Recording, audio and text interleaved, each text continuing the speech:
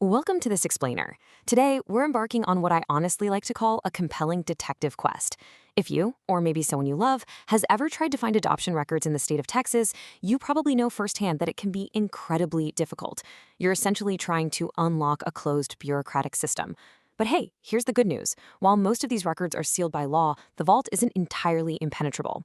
Adoptees, birth parents, and certain family members actually have specific legal procedures they can use to uncover this hidden history. So today, we're going to walk through a complete step-by-step guide to unlocking Texas adoption records, breaking down exactly what you need to do to navigate the system successfully. Okay, let's dive into this. We've got a roadmap to demystify this whole legal and emotional journey, broken down into 4 clear phases. Phase 1 is preparing. Phase 2 covers navigating registries and agencies. Phase 3 gets into taking legal action, and Phase 4 wraps up with final steps. Starting us off, Phase 1, the challenge, and preparing for your search. So the primary challenge you're going to face right out of the gate is that Texas adoption records are by default sealed by law. You can't just walk into an office and demand a file, right? You really need to gather your keys before you even attempt to approach the vault. And this starts with knowing exactly what you're after, because Texas adoption data falls into 2 very different buckets. First up, we've got non-identifying information. Think of this as broad contextual details, stuff like medical history, ethnic background, general family info, and maybe the education or occupation of the birth parents. Then, on the flip side, we have identifying information. This is the highly restricted stuff: the original birth certificate, actual names of the birth parents, specific adoption court records, and agency files. You absolutely have to know which of these 2 you're actually after because, well, it completely dictates your entire strategy. Before you officially kick off your search or fill out a single form, you've got to build your detective's dossier. You need to collect as much basic intelligence as you possibly can. We're talking about the adopted person's current name, their exact date and place of birth, the names of the adoptive parents, and, if you happen to know them, the name of the adoption agency and the case number. Literally missing even one of these details can really bog down your search, so getting your facts straight right at the very beginning is absolutely crucial. All right, moving on to Phase 2, navigating registries and agencies. Now we can start taking action on some of the more low-friction administrative paths to help build up some momentum, starting with the Texas Central Adoption Registry. Now, eligibility here is strictly defined. You've got to be an adult adoptee who's 18 or older, a birth parent, or an adult sibling.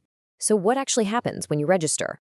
Well, it's essentially a mutual consent system. If both parties, let's say you, the adult adoptee, and a birth parent, both independently register and both give your consent, then the registry can actually share information. In a lot of cases, they'll even facilitate contact between family members. It's really a brilliant administrative shortcut, provided both sides are actively looking for each other. Now, what's really interesting about this slide is the exact 4-step procedure for agency contact if you want to bypass the registry and go straight to the adoption agency. It's pretty straightforward. First, you reach out to the agency directly. Second, you formally request any available records. Third, you submit your identity verification documents because, they need to be absolutely sure you are who you claim to be. And fourth, you just pay any required fees. It sounds simple, sure, but following this exact sequence prevents your request from getting kicked back on a technicality. But let's face the reality of the situation for a second. What happens when these administrative paths hit a brick wall? You've contacted the agency, you've checked the registry, but the identifying records you so desperately need just remain tightly sealed. This is a major pivot point in our detective quest. It means it's time to escalate things. Which brings us to Phase 3, taking legal action. When basic requests just aren't cutting it, you have to lean on some heavy legal maneuvering and direct court intervention. Your first step here, searching the court records. Yes, it's a highly bureaucratic process, but it's completely manageable if you just take a deep breath and take it one step at a time. Step 1, you need to identify the specific county where the adoption originally occurred. Step 2, contact the district clerk's office in that county. Step 3, and this is key, you don't just demand the file. You ask them specifically about their local procedures for accessing adoption records because honestly, every single courthouse can be a little different. And finally, Step 4, you submit the required forms exactly as they requested. Now, if simply asking the clerk doesn't work, you've got to escalate to petitioning the court to unseal the records. This is where you are formally asking a judge to break the seal. First up, you file a petition in the exact finalizing court where the adoption took place. Next, you have to clearly and legally explain exactly why access to these records is needed.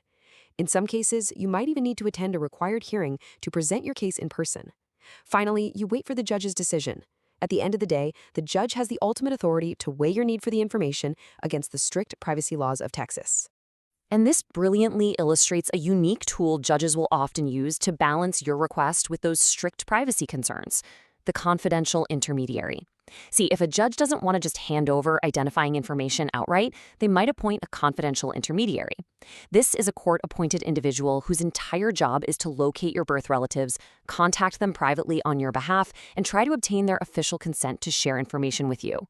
It's essentially a safe, regulated bridge between you and your biological family that totally respects everyone's right to privacy while still opening a door for connection.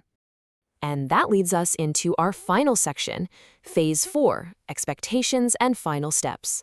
Before we wrap up, let's ground ourselves with a bit of a reality check and review the hard rules you'll face as you navigate this process.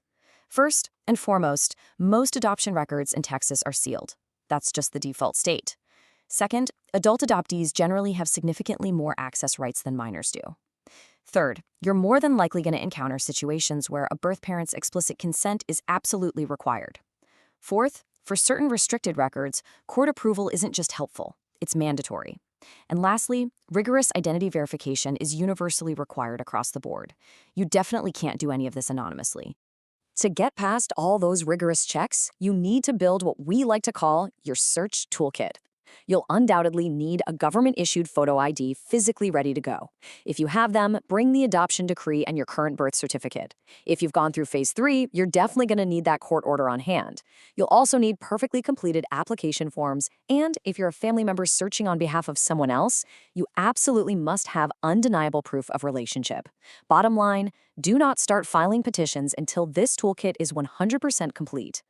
If you follow all these steps, navigate the agencies, and successfully petition the courts, you finally reach the ultimate prize: actually reviewing the available records. Depending on what was unsealed, this treasure trove could include your original birth certificate, the official adoption decree, detailed court documents, comprehensive agency records, or even deeply personal birth family information. It really is the culmination of all your hard work. So the crucial point is this: patience isn't just a virtue here, it's a hard requirement. Processing times vary wildly. It really depends on the specific agency involved, the backlog of court procedures, the speed of registry searches, and just the simple availability of decades-old records. Requests can take several weeks, or they can easily stretch into several months. You're dealing with bureaucracy, history, and the law all at the exact same time. So prepare for a marathon, not a sprint. Which leaves us with one final thought. The vault is locked, but the keys absolutely do exist. It takes a lot of preparation, a ton of courage, and an immense amount of patience to navigate Texas law. But you know what? Your history belongs to you. So the only question left is, how far are you willing to go to legally claim it?